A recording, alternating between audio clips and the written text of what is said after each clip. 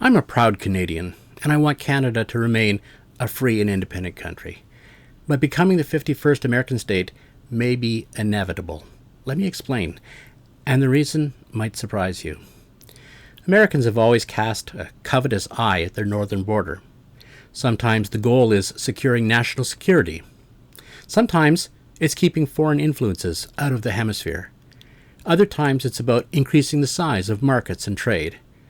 And more often they see our incredible natural resources and they want these for themselves.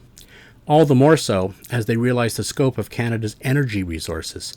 Hydroelectric power, oil, natural gas, and uranium, they're all plentiful in Canada, and America wants them. But it's not entirely selfish on their part.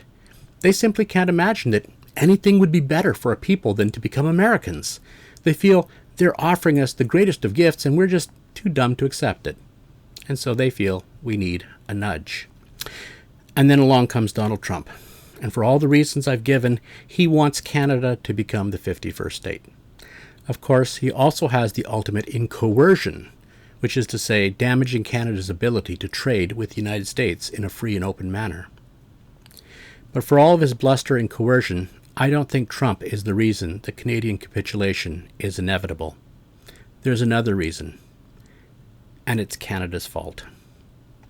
You see, we have not given Canadian young people sufficient incentive to want to remain independent. It's fine for old guys like me to wax eloquent about Canada, but talk to young people. Talk to young people who can't find a job or who are stuck in the gig economy with no future, no benefits, low pay. Talk to young people who realize they'll never be able to afford a house. Talk to young people who are applying to hundreds of jobs and being met by rejection. Listen, today's generation of young people is as fine as we've ever produced. They want to work. All they lack is opportunity. And if you ask them whether they would be willing to become the 51st state, a shocking number of them say yes.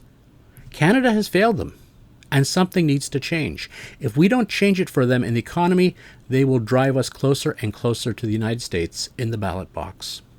Increasingly, the numbers are on their side. They're going to force a takeover by the United States. And unless we sit up and pay attention to the economy, it's inevitable.